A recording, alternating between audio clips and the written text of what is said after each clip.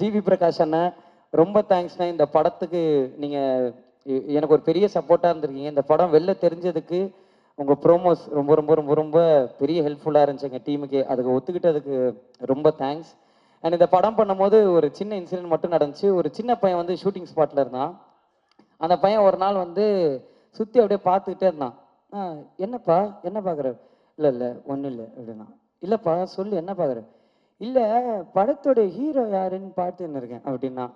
நான் சொன்னேன் யாரா இருக்கும் சொல்லு அப்படின்னேன். இந்த கேமரா பின்னாடி உட்காந்துக்கிறாரு அந்த அண்ணன் அப்படின்னு நான் ஃபர்ஸ்ட் வரேன். அவர் கேமரா பின்னாடி இருக்காப்பா, ஹீரோ கேமரா முன்னாடி இருப்பாங்க, நீ இப்போ யாருன்னு சொன்னா கரெக்டா என் அசிஸ்டன்ட் டைரக்டர் பொசிஷன் கொடுத்துட்டு இருந்தான். அவர் தானே ஹீரோ அப்படின்னா. இல்ல தம்பி நான் தான் ஹீரோ. போங்க நீங்க காமெடி அப்படின்ட்டு போயிட்டான். ஒரு 3 நாள் அந்த ஜூனியர் ஆர்டிஸ்ட் பையனை ப்ரூவ் பண்றதுக்காகவே அவனை நிக்க வச்சு நடிச்சுக்கிட்டே இருக்கேன். 4வது நாள் வந்துட்டான்.